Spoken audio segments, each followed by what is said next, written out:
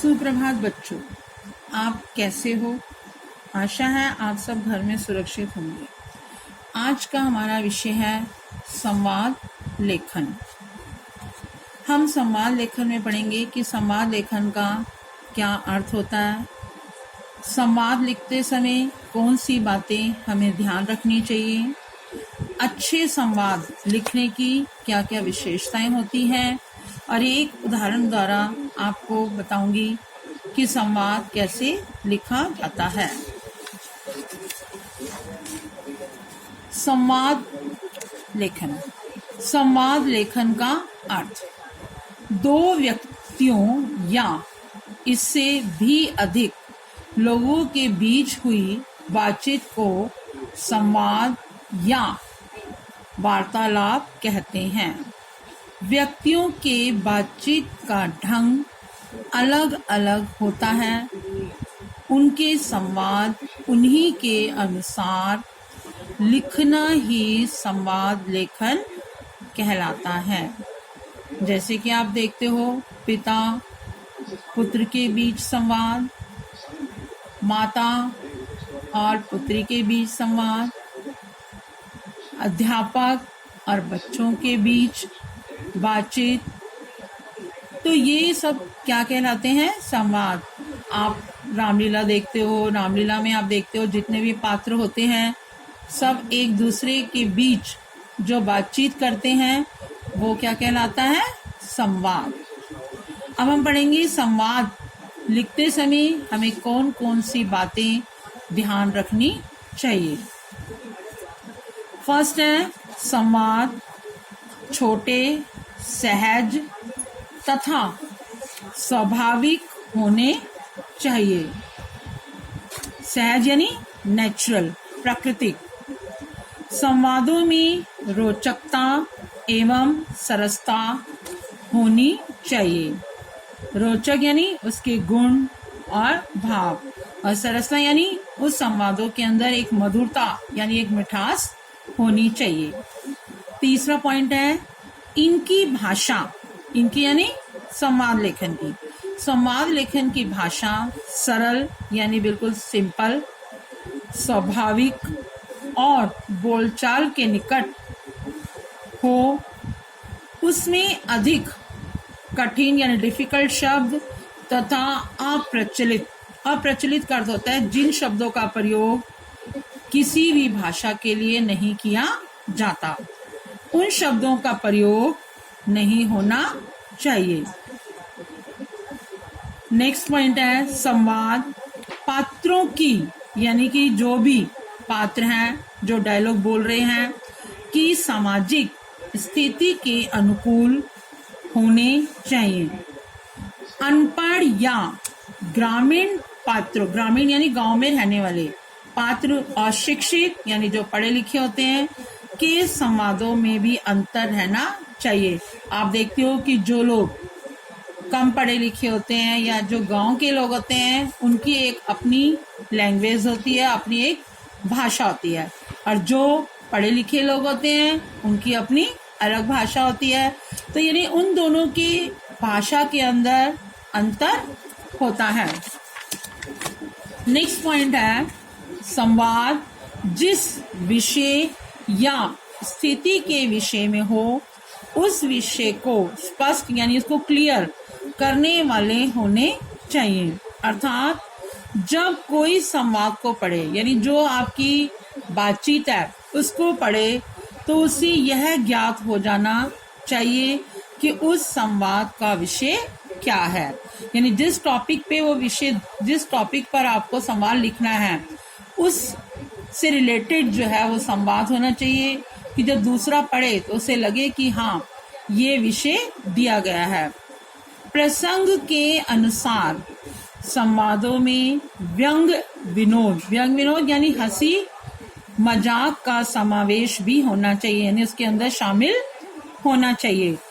यथास्थान यानी जहां भी जरूरत हो, मुहावरों तथा लोकोक्तियों का प्रयोग करना चाहिए।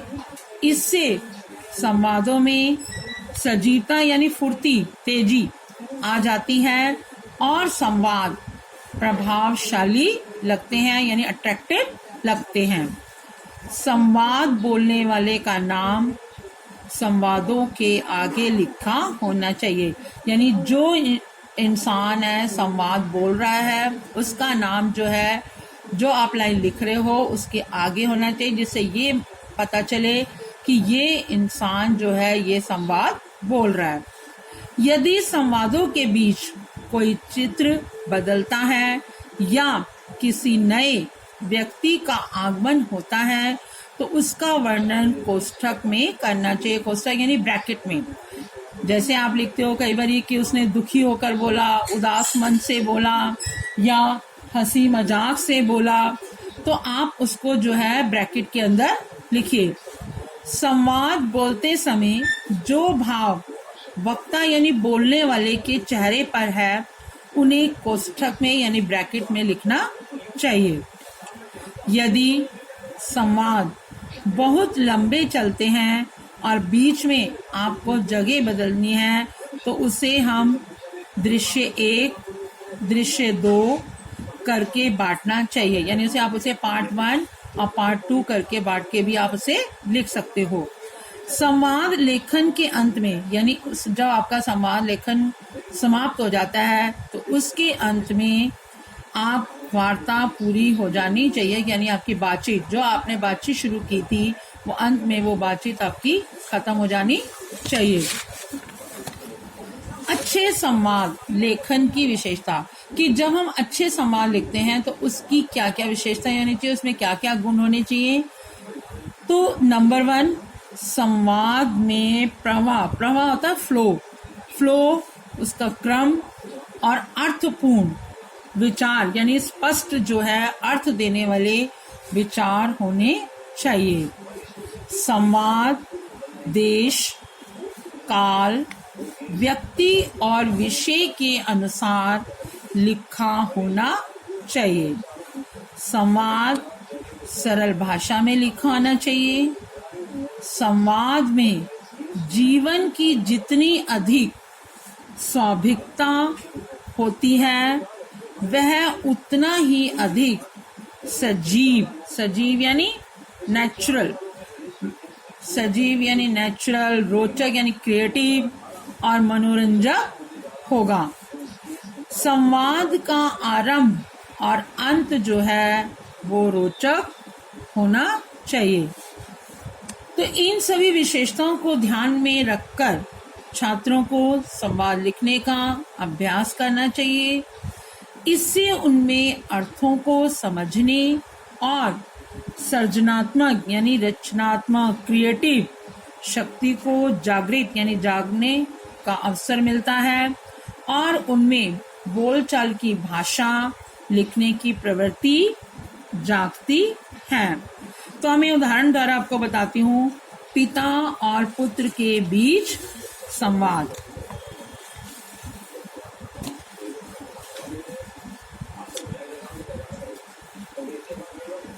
पुत्र, पिताजी मुझे 10 रुपए चाहिए। पिता, 10 रुपए का क्या करोगे बेटा? पुत्र, फिर पिताजी ने प्रश्न किया बेटे से कि बेटा आप 10 रुपए का क्या करोगे? तो पुत्र जवाब देता है, मेरे मित्र का जन्मदिन है, मैं उसे एक पुस्तक दूंगा। पिता पूछते हैं फिर पुस्तक ही क्यों, कुछ और क्यों नहीं? फिर पुत्र जवाब देता है, पिताजी उसे पुस्तकें पढ़ने का बहुत शौक है, यानी उसकी रुचि है, मैं उसे कहानियों की अच्छी सी पुस्तक दूंगा। फिर पिता कहते हैं तब तो ठीक है। तो आपने देखा कि पिता और पुत्र के बीच संवाद, कि बेटे ने अपने मित्र के जन्मदिन पर जाना है और अपने पिताजी से वो उपहार के लिए पैसे मांगता है और पिता और पुत्र कैसे दोनों बातचीत करते हैं। तो यही जो बातचीत है संवाद कहलाती है। अब आशा है कि आपको संवाद लेखन अच्छी तरह से समझ आ गया होगा। आपने अपनी अपनी कॉपीज में 2 विषय पर आपने संवाद लिखना है। पहला विषय है आपका 2 मित्रों के बीच वार्षिक उत्सव यानी एनुअल फंक्शन पर संवाद लिखिए। कि आपने लिखना है कि आपने वार्षिक उत्सव यानी आपका एनुअल फंक्शन कैसा था, या एनुअल फंक्शन की तैयारी कैसी हुई है। कोई भी 2 आप विषय लेकर अपने एक मित्र के बीच में आप बातचीत लिख सकते हैं। दूसरा क्वेश्चन है, कोरोना जैसी महामारी से बचने का सुझाव देते हुए दादाजी और अजय के बीच हुई बातचीत को संवाद के रूप में लिखिए। तो आप देख रहे हो कि कोरोना जैसी महामारी फैली हुई है हमारे देश के अंदर, और आपको ये भी पता है कि बड़े बुजुर्गों को बाहर निकलने के लिए मना किया गया है। तो दादाजी और अजय के बीच क्या बातचीत होती है वो आपने संवाद के रूप में लिखना है। धन्यवाद।